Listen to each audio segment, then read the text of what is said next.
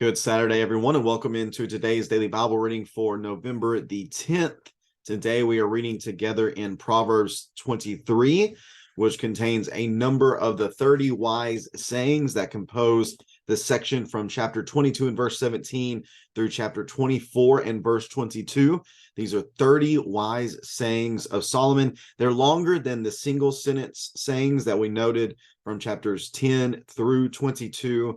These are longer in nature for the most part. I think there's two or three that are scattered in here that are much more akin to the single sentence sayings.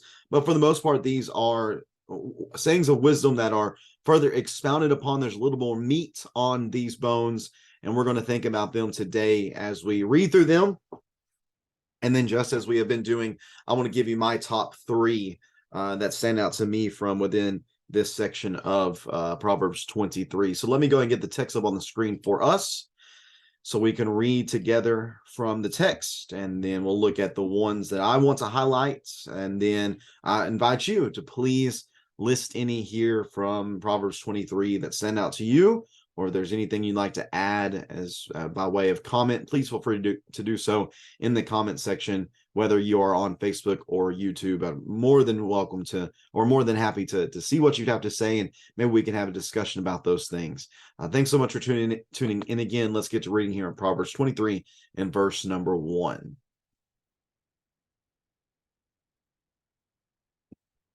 Proverbs 23, verse number 1. When you sit down to dine with a ruler, consider carefully what is before you, and put a knife to your throat. If you have a big appetite, don't desire his food, or that food is, don't desire his choice food, for that food is deceptive. This isn't one of my top three for today, but this makes me think a lot about Daniel chapter 1. Proverbs 23 verse number 4, don't wear yourself out to get rich, because you know better. Stop. As soon as your eyes fly to it, it disappears, for it makes wings for itself and flies like an eagle to the sky. Don't eat a stingy person's bread, and don't desire his choice food, for it's like someone calculating inwardly. Eat and drink, he says to you, but his heart is not with you. You will vomit the little you've eaten and waste your pleasant words. Don't speak to a fool, for he will despise the insight of your words. Don't move an ancient boundary marker, and don't encroach on the fields of the fatherless, for their Redeemer is strong, and he will champion their cause against you. Apply yourself to discipline, and listen to words of knowledge. Don't withhold discipline from a youth. If you punish him with a rod, he will not die. Punish him with a rod, and you will rescue his life from Sheol. My son, if your heart is wise, my heart will indeed rejoice. My innermost being will celebrate when your lips say what is right. Don't let your heart envy sinners. Instead, always fear the Lord, for then you will have future, and your hope will not be dashed. Listen, my son, and be wise. Keep your mind on the right course. Don't associate with those who drink too much, or with those who gorge themselves on meat, for the drunkard and the glutton will become poor, and grogginess will clothe them in rags. Listen to your father who gave you life, and don't despise your mother when she is old. Buy and do not sell truth, wisdom, instruction, and understanding. The father of a righteous son will rejoice greatly, and one who fathers a wise son will delight in him. Let your father and mother have joy, and let her who gave birth to you rejoice. My son, give me your heart, and let your eyes observe my ways. For a prostitute is a deep pit, and a wayward woman is a narrow well. Indeed, she sets an ambush like a robber, and increases the number of faithful people. Who has woe? Who has sorrow? Who has conflicts? Who has complaints? Who has wounds for no reason? Who has red eyes? Those who linger over wine, those who go looking for mixed wine. Don't gaze at wine because it is red, because it gleams in the cup and goes down smoothly. In the end, it bites like a snake and stings like a viper. Your eyes will see strange things, and you will say absurd things. You'll be like someone sleeping out at sea, or lying down on the top of a ship's mast. They struck me, but I feel no pain. They beat me, but I didn't know it. When will I wake up? I'll look for another drink. And that is Proverbs 23. My top three for today is going to begin back in verses 4 and 5.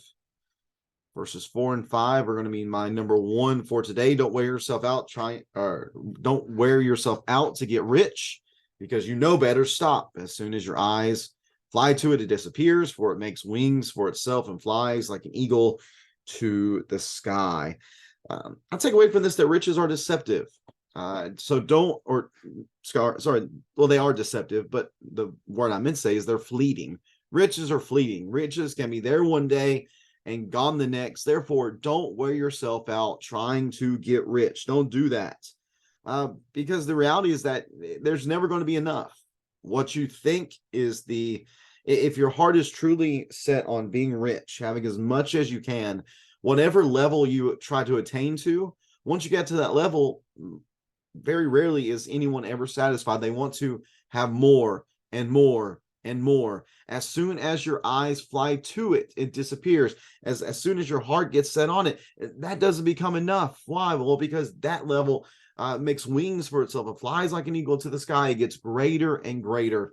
So the wisdom here from Solomon is don't wear yourself out to get rich. It's not worth it. It's not worth it just to get rich. Because once you get on that path, of seeking out the most riches you think you can have, then you'll never have enough. You'll never be satisfied, and you will truly wear yourself out, because riches are fleeting. And though they might be here today, they very well could be gone tomorrow.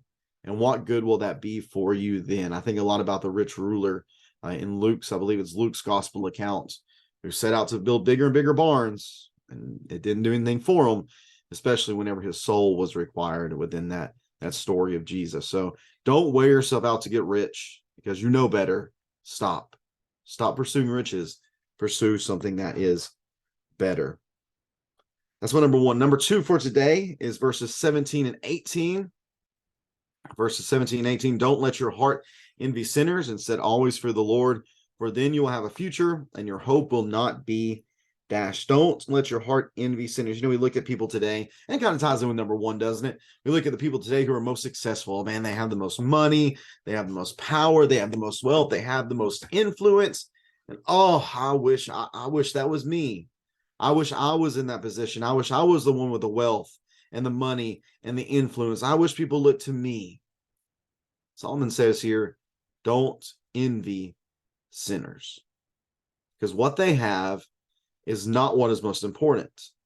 Instead, always fear the Lord. Be more concerned with the Lord's desires for you. Because here's the thing, at the end of the day, what do sinners really have?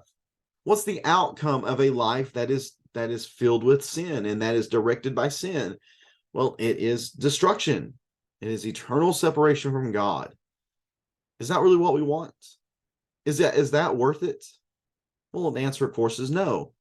So instead, if we will fear the Lord, then we will have a future, and not just a future, but also a hope. We will have a true future and a real hope that will not be dashed. Again, going back to the riches idea, our hope cannot. There's nothing outside of us that can rip our hope away from us, like things that can rip away wealth, or rip away status, or rip away a certain position or condition. Those things can be taken away from us outside of our control. Our future and our hope in Christ, those things cannot be taken away from us outside of ourselves. We can neglect them. We can give them away. We can forsake them and deny them. But if those things are ours and we desire to keep them, and we continue living in concert with God and in fellowship with God, and those things can't be taken away from us.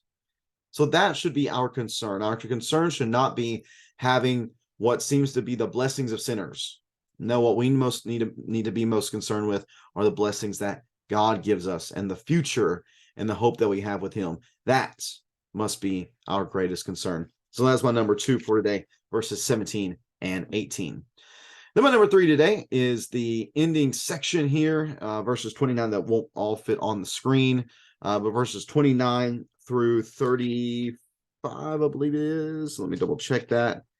29 through 35, yes, which talks about the dangers of indulging in alcohol. Again, who has woe? Who has sorrow? Who has conflicts? Who has complaints? Who has wounds for no reason? Who has red eyes? Well, if you ever were on the college scene, then you've seen this before. You have those who, you've seen those who have woe, who have sorrow, who have conflicts, who have complaints, who have bruises and cuts they don't know about. They have red eyes. Why? Because they went out the night before. I, I, I don't know how college students afford to drink alcohol like they do. That to me is the most mind-blowing thing. I know the amount of money I had whenever I was in school, and I know what I had to pay for and what I was responsible for. I didn't have any money left over to do all this drinking that I see so many college students doing. But it's just a reality. And it's a reality that invites troubles. Again, the woe, sorrow, conflicts, complaints, wounds, and red eyes. These things belong to those who, again, linger over the wine, who indulge in the alcohol. They want more and more. It goes down smoothly, yes, but the issue with it is the type of mindset that it creates, and really the clouded judgments, the insobriety. Because that's the thing, it tastes good going out, and the buzz at the beginning might feel good, but it's what happens whenever we continue to indulge that really comes back to get us. It is the bite of the snake, the sting of the viper. These things lead to the woe and the sorrow and the conflicts, the complaints, the wounds, and the red eyes. Again, you begin to see strange things. You say absurd things. You'll be the imagery here, I think, is very fitting. If you've ever maybe done the demonstrations that people do to discourage drunkenness, they give you the drunk goggles, and it just really distorts and contorts the world around you, and you feel like you're kind of walking on the ocean on a boat or something.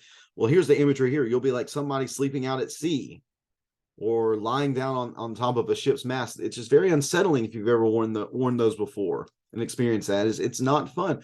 Well, why? Because you're unsober, because you are drunk, you are inhibited. Therefore, you cannot judge and do things well. Again, they struck me, but I feel no pain. They beat me, but I didn't know it. When will I wake up? Here's the problem, though. Here's one of the greatest issues with this abuse of alcohol and this alcoholism.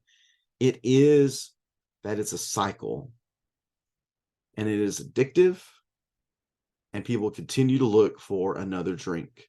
Again, consider this. Consider everything in verses 29 through 35. All the negatives that are mentioned here. Again, the woes, the sorrows, the complaints, the conflicts, the wounds, the red eyes. And yet, verse 35, still looking for another drink. The warnings here are clear. We must really avoid the dangers of this indulging in alcohol and allowing it to create these problems within our lives. They're not worth it. They're not worth it. We would do well to consider the wisdom of Solomon and to, again, heed the warnings that are mentioned here within verses 29 through 35. So that's my number 3 for today. These warnings against the use of alcohol in this manner. Not good. Never leads to anything good. Only creates problems. Again, this is wisdom warning us to avoid these avoidable issues. So that's my numbers 1, 2, and 3 for today.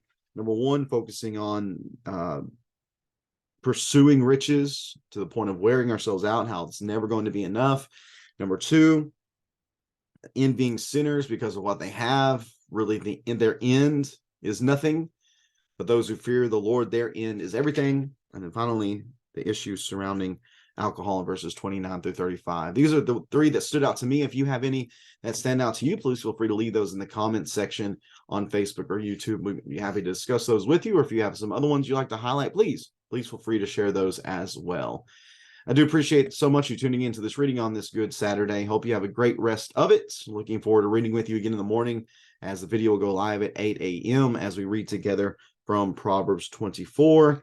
a little bit of a appetizer before we gather together for our Bible classes at 10 a.m. and our worship assembly at 11 a.m. Really looking forward to that tomorrow. Again, thanks for tuning in. Have a great rest of your day, everyone. Take care and God bless.